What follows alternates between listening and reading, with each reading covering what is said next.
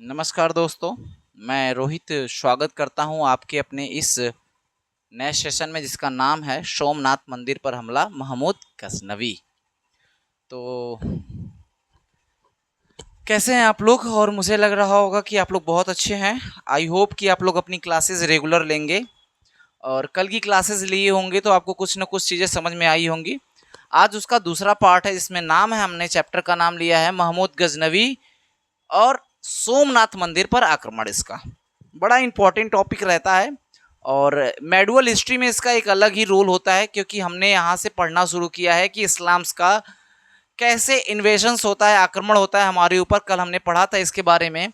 जैसा कि हमने कल पढ़ा था बेटा कि हमारे यहाँ 5 फैमिलियाँ होती है सल्तनत फैमिली में। 5 फैमिलियों के बारे में हमने पढ़ा था। फिर हमने पढ़ा था मोहम्मद बिन कासिम के बारे में कि कैसे वो भारत में आता है और राजा दाहिर एक ब्राह्मण शासक को हराता है।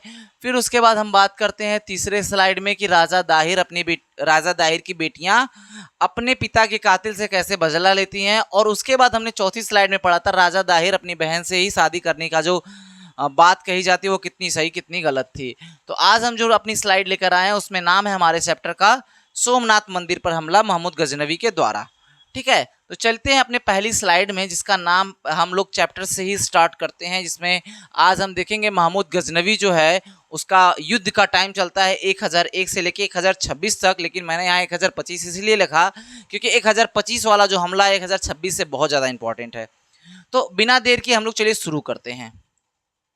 तो इसमें कहा है कि पहला क्वेश्चन है, महमूद गजनवी ने भारत पर हमला क्यों किया? क्यों किए थे 17 हमले?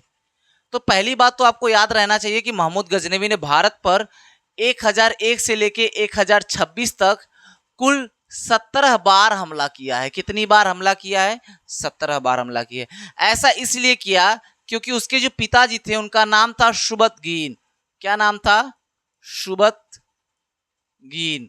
और ये सुबतगीन जो थे इन्होंने एक बार भारत पर हमला किया और उन्होंने इतनी कहानियां सुनाई बचपन में इसको कि उसके सपने में बस गया कि मैं भी जब बड़ा होऊंगा तो मैं जरूर भारत पर हमला करूंगा और भारत को लूटूंगा, क्योंकि भारत के पास बहुत संपत्ति है। अगर एक बार लूटी है तो जीवन भर खाएंगे।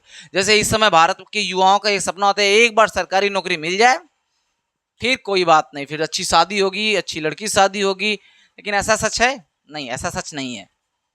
तो इसका भी एक सपना था बचपन में कि भारत बड़ा होऊंगा, भारत पे अटैक करूंगा, खूब पैसा लूटूंगा। ठीक है, तो इसने ये सोच के भारत पर 17 बार हमला किया क्योंकि उसका सपना था, बचपन से सपना था। आइए अगली स्लाइड, अगली बात पर करते हैं। क्या कह रहा है? महमूद गजनवी आमतौर पर गजनी का महमूद था। गजनी क्या है भैया? आपने एक मूवी देखी होगी गजनी ना? किसकी है गजनी? आमिर खान की। उसको 15 मिनट बाद कोई याद चीज नहीं रहती, वही पिक्चरिया है गजनी वाले। लेकिन उस गजनी से इस गजनी का कोई रिलेशन नहीं है। ये जो गजनी है वह पड़ता है एक स्थान है जिसका नाम है अफगानिस्तान में एक स्थान है। ठीक है, अफगानिस्तान में एक स्थान है उसका नाम है गजनी। और वही गजनी का शासक था सुबतगीन और सुबतगीन का लड़का था महमूद गजनवी। और उसी गजनवी के नाम से पड़ जाता, गजनी के नाम से इसका नाम पड़ता है गजनवी। तो वहां का वो शासक था। ठीक है, तो महमूद गजनवी कहां से आया था? अफगानिस्तान से आया था। और अगर बात की जाए तो उसका टाइम पीरियड कहा जाता है 931 से लेकर 931 से वह शासक रहता है और 1030 तक वह शासक बना रहता है। मतलब 930 में वह राजगद्दी पर बैठेगा सुबतगीन के बाद और 1030 तक वह उस राजगद्दी पर बैठा रहेगा। फिर आगे बात की जाए, उसने 17 बार आक्रमण किया था, लेकिन जो मेन आक्रमण था वह 1025 वाला सोमनाथ मंदिर का आक्रमण बात करेंगे इसकी आगे। तो इसमें से आपको 2-3 बातें समझ में आती हैं। ठीक है, इसके पिता का नाम सुबतगीन है। यह 1001 में पहला आक्रमण करता है, 1026 में अंतिम आक्रमण करता है। इसका टाइम पीरियड 931 से लेकर 1030 तक रहता है। ठीक, उसके बाद 17 बार यह आक्रमण करता है। इतनी बातें आपको याद रखनी है। इसका संबंध किस देश से है? तो अफगानिस्तान से है। चलिए आगे चलते हैं। आइए, इस स्लाइड में क्या खास है? इस स्लाइड में खास ये क्या है? बहुत सारी बातें इसमें खास करेंगे। यह हर साल इसने एक कसम खाई थी कि मैं भारत पे हर साल हमला करूंगा। जब से शासक बना था उसने कोशिश किया कि वो हर साल हमला करे, लेकिन उसका पहला हमला कहा जाता है कि 1001 में स्टार्ट हुआ। 1001 में जब इसने हमला शुरू किया तो वह जो जिस क्षेत्र पे हमला किया वो था पंजाब। कहाँ था? पंजाब से उसने हमला स्टार्ट किया। ठीक, पंजाब से हमला स्टार्ट किया, लेकिन उसी के बगल में एक जगह पड़ती थी, उसका नाम था सिंध। हमने पिछली वीडियो में इसके बारे में बात की थी। सिंध पर एक राजा का शासन था जिसका नाम था जयपाल। इसमें सब कुछ लिखा हुआ है, बस मैं समझा रहा हूं। ठीक है, उसमें एक राजा था जिसका नाम था, उसका मुख्य प्रतिद्वंदी पंजाब का ही शासक जयपाल था। जयपाल पर इसने 1001 में हमला किया। कब हमला किया? 1001 में। जब वो हमला करने के लिए आया महमूद गजनवी, तो उसके पास 15,000 घुड़सवार सेना थी और उस जयपाल के पास 12,000 घुड़सवार सेना थी, 30,000 पैदल सैनिक से और 300 हाथियां थीं। उसके बाद भी जब वो हमला हुआ तो जयपाल हार जाता है, क्योंकि मुस्लिम से घुड़सवार जो थे बहुत ज्यादा ट्रेनिंग के साथ प्रशिक्षित थे। ठीक है, 15,000 सैनिक मारे गए और महमूद गजनवी जयपाल और उसके रिश्तेदारों और उसके मंत्रियों को पकड़ लेता है, लेकिन मारने के बजाय उनको क्या कर देता है? रिहा कर देता है। जब वो रिहा कर देता है तो ये जयपाल को ये बात बहुत बुरी लगती है और वो अपने बच्चे को अपना उत्तराधिकारी मतलब राजकुमार बना के अपने ही चिता पर चढ़ जाता है, आग में जल जाता है, आग में जलकर खुद की जान दे देता है।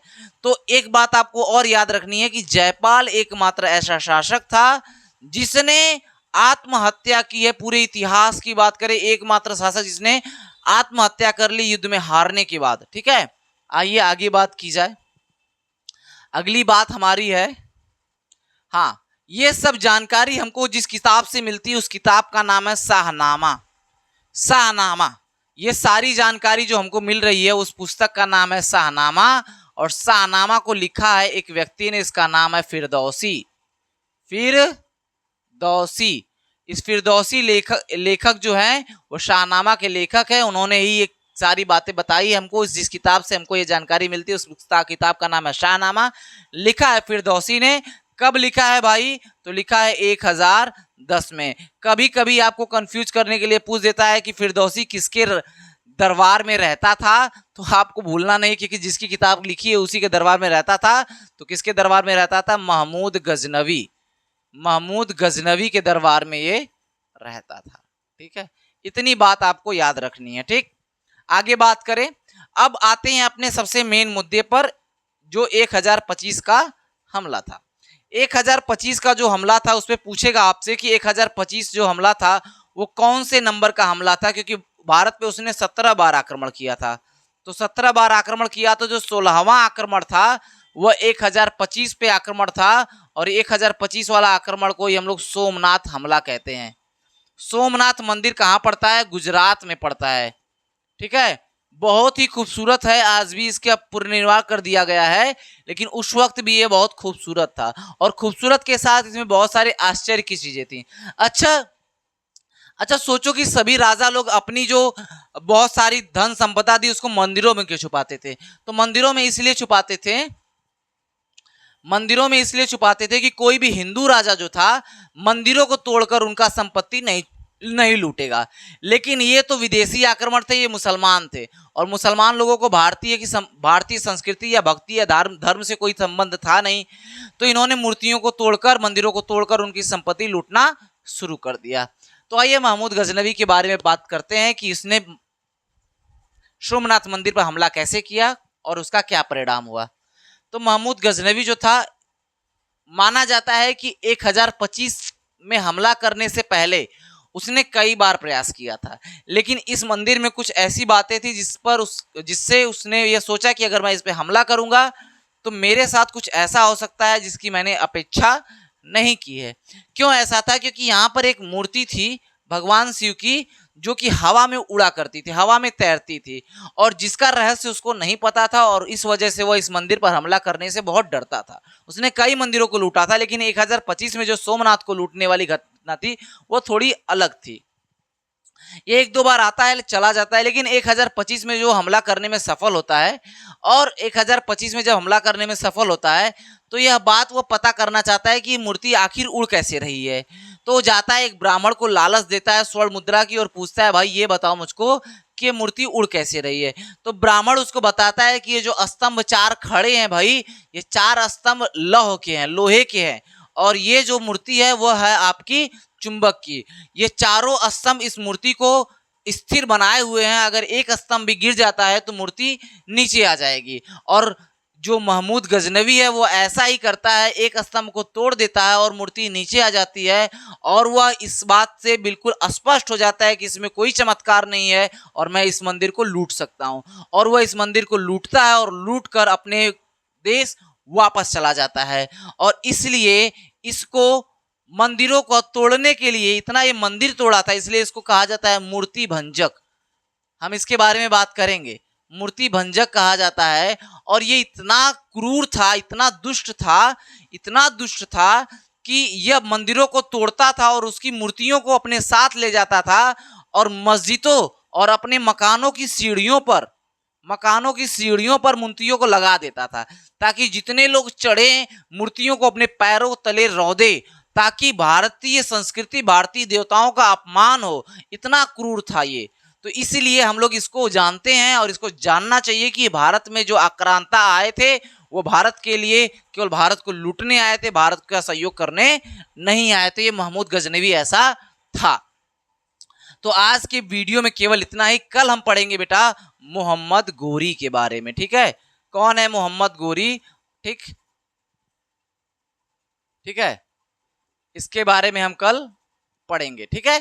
तो आज की वीडियो में केवल इतना ही। मुझे लग रहा होगा कि वीडियो अगर आप पूरा देखेंगे तो आपको जरूर पसंद आएगी। और चैनल को बिना सब्सक्राइब किए प्लीज मत जाया करिए, वीडियो भले से अंत तक देखा करिए। धन्यवाद, ठीक है।